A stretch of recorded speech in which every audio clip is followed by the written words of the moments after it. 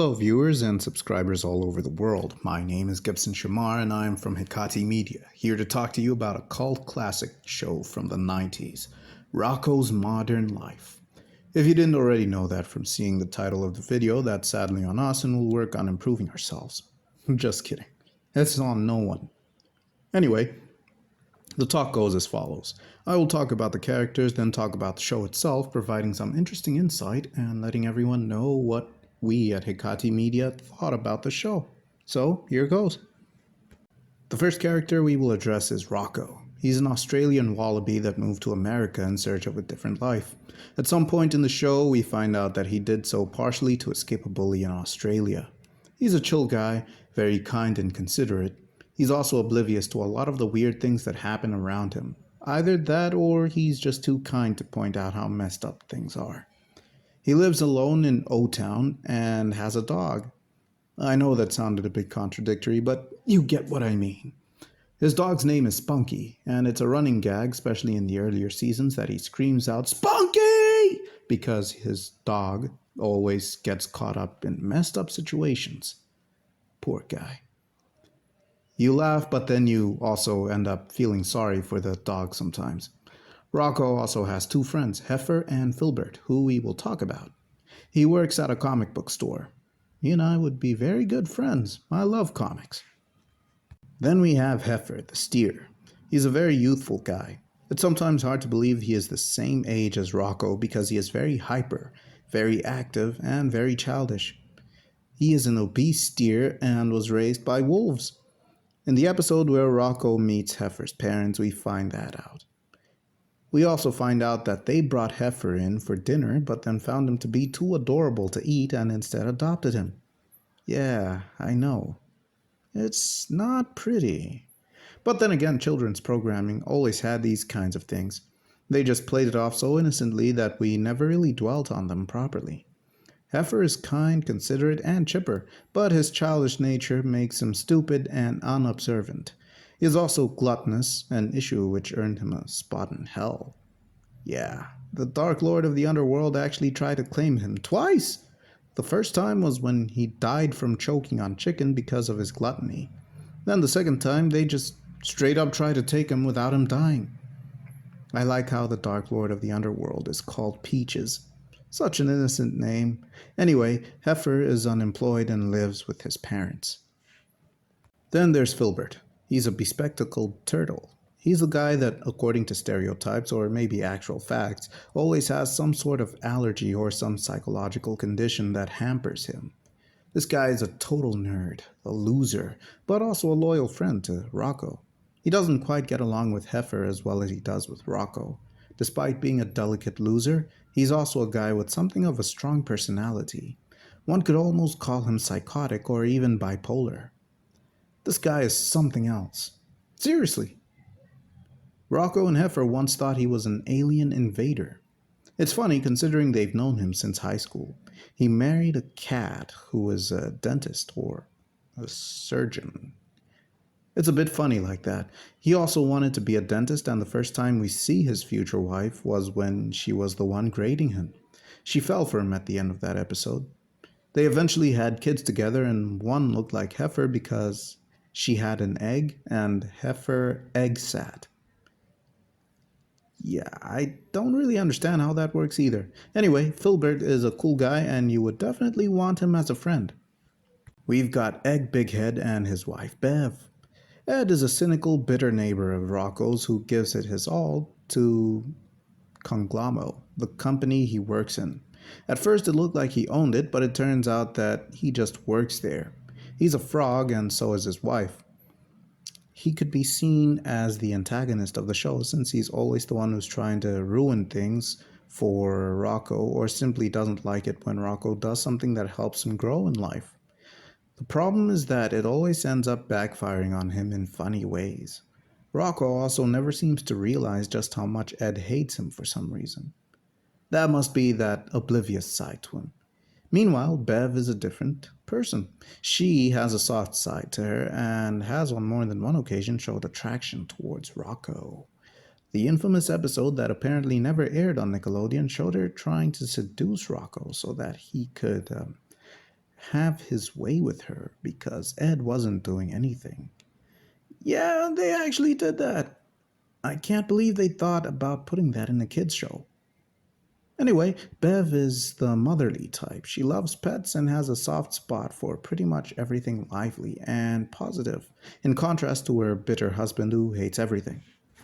While there is an assortment of different characters, they don't have enough substance to warrant an entire speech about them, so they'll just be mentioned in passing. The show had a great run of 52 episodes. Its runtime was just over 20 minutes, which is the standard runtime of shows for kids, at least back in the 90s and 2000s. The show had great ratings and positive reviews, and the only reason it didn't keep going was because Nickelodeon apparently had a rule that shows don't go beyond 52 episodes. You sometimes have to sit down and ask yourself what executives eat that's so different from what everyone else eats. Seriously, this show was great. It was amazing. It was funny. It was loaded with story potential. Even though it wasn't action oriented or had a proper goal in its story, it still maintained continuity, which is something not many shows of this kind did back in the day. Every episode is self contained, but its implications carry over into the rest of the show. That's what I respect most about this show. That's what makes it unique in my eyes. It really is something to behold. I love the character designs. I thought that I would hate them and the animation, but I didn't. I never got to watch the show as a kid, so it doesn't hold as much nostalgic value to me as it would others. But I did feel the nostalgia at some point due to the animation style and the kind of humor. We don't really have this kind of humor anymore. We don't really have these kinds of cartoons anymore either. The kinds where we see characters get the most extreme injuries, get beaten beyond belief, or have their arms stretch out unrealistically when they're pulled. We also don't get much adult oriented, subtle jokes in our kids' shows these days. I know it's a common millennial complaint, but it's true. I don't see it as a way for adults to enjoy it. I just see it as a creative way of dealing with or inserting certain thoughts, actions, or thought provocations that will get you reflecting when you're grown up and rewatching it. Take the first episode of the show, for example. Bev tries to seduce Rocko and plays the mating rituals of frogs for him. You know what that essentially is, right? That's porn in their world, yo. I just sat there thinking to myself, what the heck am I watching here? Speaking of porn, she also wanted him to fix her sink. Ay, ay, ay, ay, ay, ay. There was also the episode where Rocco got fired from the comic book store and had to find a new job. One of his jobs had him be like, oh baby, oh baby, oh baby. Rocko! You want to know about peaches? Yeah, sure you do. They got this.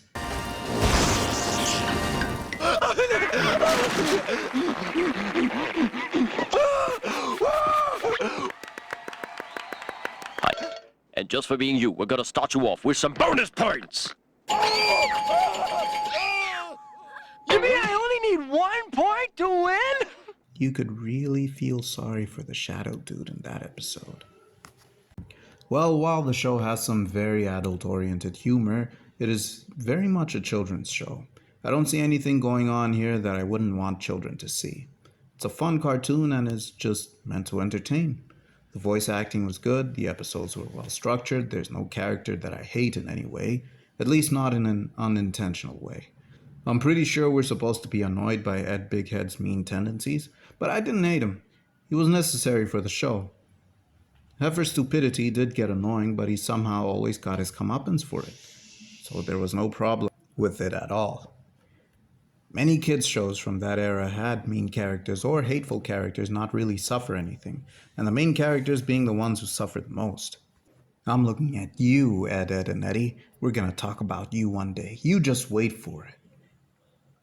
Watching the second last episode of the show got me thinking. These shows always end with making you think about the future. And that's what that episode was.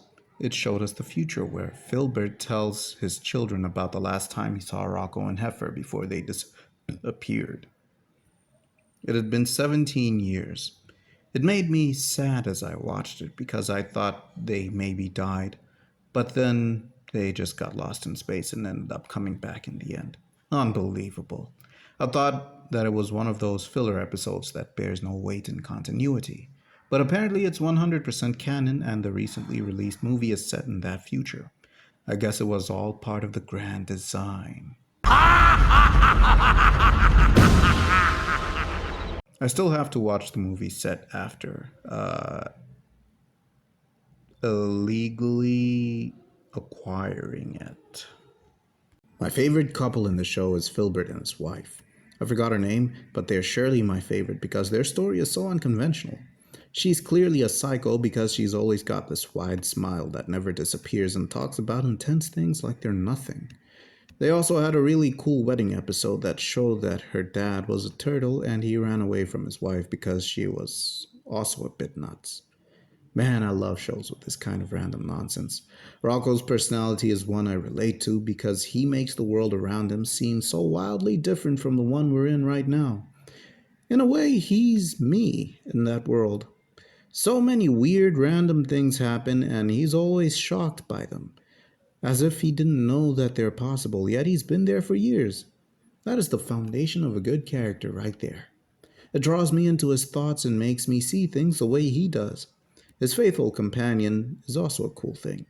Spunky is a good dog. My favorite episode is probably the one where Rocko is job hunting. Yeah, that one with the oh baby. My favorite character is Rocko. The opening theme song also makes me like him like that. It kind of shows that as much as he's struggling to just live normally, life keeps throwing things at him that he just doesn't get. I also have to point out in Heifer's family that his siblings are actually kind of weird too. His brother is definitely a guy that likes the same flavored ice cream that he has. His sister's on some weird things, and also my favorite character from his family is his dad. That guy is very relatable. He's a stereotypical father. Man, I love that guy. My favorite episode with him in it was the one where Mrs. Wolf was trying to learn how to drive. My goodness, I laughed so hard in that episode. It was a season 4 episode, if I remember correctly. Very funny. Anyway, that is the talk about Rocko's modern life. What did you think of it? Let us know in the comments below. Don't forget to check out our Facebook page, our Instagram page, and subscribe to our channel right here on YouTube. You can also check out the rest of our content here. Before I go, I must tell you that I had forgotten about uploading this video on time, and I forgot to tell you that earlier in the video. It's like poetry. It rhymes.